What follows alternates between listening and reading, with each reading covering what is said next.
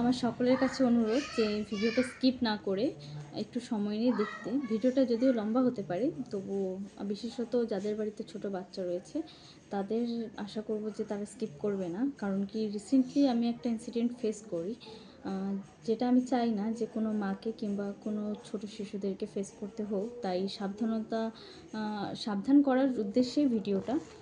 তো অনেকেই দেখেছো যে আমি ফেসবুকে রিসেন্টলি দুটো আবৃত্তির ছবি, হসপিটালের ছবি পোস্ট করেছি, যেটাতে অনেকেই আমার কাছে জানতে চেয়েছো যে আবৃত্তির কী হয়েছে। আমি সেখানে রিপ্লাইও করেছি কিছু কিছু জায়গায় যে ওর জিবিএস হয়েছে। এবার আসি জিবিএস কি সেটাতে। জিবিএস হলো এক প্রকার ভাইরাস বলতে পারো, যেটা এক শরীর থেকে অপর শরীরে ছড়ায় না, বরং নিজের শরীরেই ছড়াতে থাকে। এটা সম্ভবত অনেক কারণেই হতে পারে, কী কারণে এখনও হয়তো ঠিকঠাক জেনে ওঠা হয়নি যে কী কারণে হতে পারে, কিন্তু সম্ভবত কারণ হলো জ্বর, বমিটিং হওয়া, ডায়রিয়া, এসব থেকেই ছড়ায়। তো এই জিবিএসটা যে আছে, এটা প্রথমেই বাচ্চার বা বড়দেরও হতে পারে, কিন্তু বেশিরভাগ ক্ষেত্রে এটা বাচ্চাদেরকেই অ্যাটাক করে, এবং সেটা প্রথমেই পায়ে অ্যাটাক করে, এবং পা থেকে সেটা সারা শরীরে ছড়াতে পারে যদি সময় মতন চিকিৎসা না হয়ে থাকে। আর এটাতে হয় কি, যে শরীরকে প্যারালাইজড করে দেয়। তো আবৃত্তির সাথেও সেটাই হয়েছিল। তো প্রথম থেকে আসি যে কিভাবে কি সিমটমস হয়েছে, কী সিমটমস ছিল।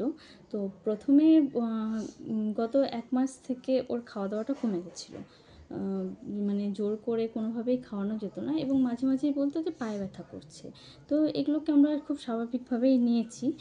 খুব একটা মানে এতটা ভয়ঙ্কর কিছু হতে পারে সেটা ভেবে উঠতে পারিনি। তো যখন পা ব্যথা করতো ভাবতাম যে এখন হয়তো রিলেট করতে পারবে যে আমার আবৃত্তির যেমন বয়স, তেমন বয়সে যারা ছেলেমেয়েরা রয়েছে তারা কিন্তু এই বয়সে খুব দৌড়াদৌড়ি করে, নাচানাচি করে, আর আবৃত্তি ভীষণ দুরন্ত। তো পা ব্যথা করাটাকে স্বাভাবিকভাবেই নিয়েছি যদিও, তবুও কিন্তু যতটুকু পুষ্টিকর খাওয়ানোর প্রয়োজন সেটা করতাম। তবুও মাঝে মাঝে বলতো পা ব্যথা করছে। আর তো সেটাকে গ্রাহ্য না দেওয়াটাই হয়তো ভুল হয়েছিল। তারপর হয়েছে কি, যে বিগত মানে মাসখানেক আগে বলবো না, মার্চের 29 তারিখে হবে, হঠাৎ করেই রাতের বেলা ঘুমিয়ে থাকতে থাকতে উঠে বমি করতে শুরু করলো। তো একবার দুবার বমি করার পর দেখলাম যে বমির পরিমাণটা ধীরে ধীরে বাড়তেই শুরু করেছে। মানে রাত্রেবেলা ভালোই কয়েকবার বমি করেছে, পরের দিন সকালবেলাও কয়েকবার বমি করেছে। তো তার জন্য যতটুকু ট্রিটমেন্ট প্রয়োজন সেটা করা হয়েছিল। তো তারপর কিন্তু ও সুস্থ হয়েছিল। সুস্থ হওয়ার পর হলো কি, যে কয়েকদিন বাদে ওর রাতের বেলা করে দুদিনই জ্বর এসেছিলো। দিনে স্বাভাবিক থাকলেও রাত্রেবেলা টেম্পারেচারটা হাই ছিল। তো তারপর হচ্ছে ওষুধ খাওয়ানোর পর সেটাও কমে যাওয়ার পর একটু কাশি হয়েছিল, যেটার জন্য আমরা মেডিসিন সেরকম কিছু খাওয়াইনি, বরং যেগুলো অর্গ্যানিক থাকে, তুলসী পাতা, মধু, এসবই দেওয়া হয়েছিল। তারপর হলো কি, এপ্রিলের 5 তারিখে হঠাৎ করে, সেদিন সানডে ছিল, ডিউটি অফ ছিল, বাড়িতেই ছিলাম। তো 2-4 বার পড়ে যাওয়ার পর বলছে যে মা, আমি না দাঁড়াতে পারছি না।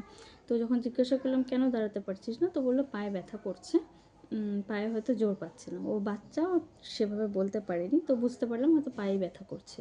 তো তাড়াতাড়ি খাইয়ে ঘুম পাড়িয়ে দিই, বিকালবেলা একটু ঘুরতে নিয়ে বেরোই, সেখানেও 2-4 বার 5 বার পড়ে যাচ্ছে যখন, তারপর বাড়িতে নিয়ে আসলাম, বলছে পা ব্যথা, পায়ে ম্যাসাজ ফ্যাসাজ করে ঘুম পাড়ালাম।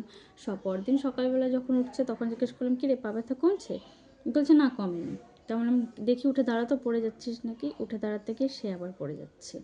তো তারপরও আমি ভাবলাম যে স্কুল না যাওয়ার জন্য হয়তো বাহানা করছে, কিন্তু সেটা যখন দেখছি 1 বার 2 বার 3 বার যে না, বাহানা তো করছে না, সত্যিই পড়ে যাচ্ছে, তখন বোঝার সাথে সাথেই কিন্তু দেরি না করে ওকে ডক্টর দেখানোর জন্য নিয়ে যাওয়া হয়।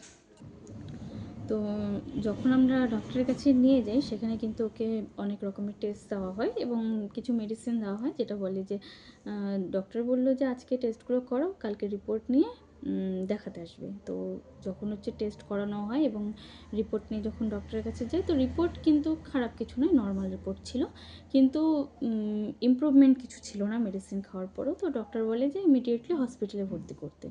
তো আমরা কিন্তু বিকেল বিকেল হসপিটালে অ্যাডমিট করে দিই ওকে, এবং হসপিটালে অ্যাডমিট করার পর সেখানে এক প্রকারের এক্সপেরিমেন্টই বলা চলে, যে ওর উপর এক্সপেরিমেন্ট করা হচ্ছিল, যে কী হয়েছে, সমস্যাটা কোথায়, সেটা ধরতে পারছিল না ডক্টরসরা।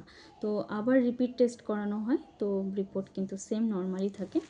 তো 1 দিন 2 দিন থাকার পর তিন দিনের দিন ডক্টরসরা যখন এসে ওর হাঁটুতে মারছে, পায়ে চিমটি দিচ্ছে, সুড়সুড়ি দিচ্ছে, ওর কোনো রকম সেন্স কাজ করছে না। তখন কিন্তু ভীষণ ভয় লাগতে শুরু করে। তো তখন ডক্টরকে জিজ্ঞাসা করি যে কী করা উচিত, তো ডক্টরসরা বলে আপনারা ভালো কোথাও নিয়ে যান। তো আমরা দেরি না করে ওকে কিন্তু তাড়াতাড়ি মেডিকেলে না সরি তাড়াতাড়ি ওকে ব্যাঙ্গালোর নিয়ে যাই।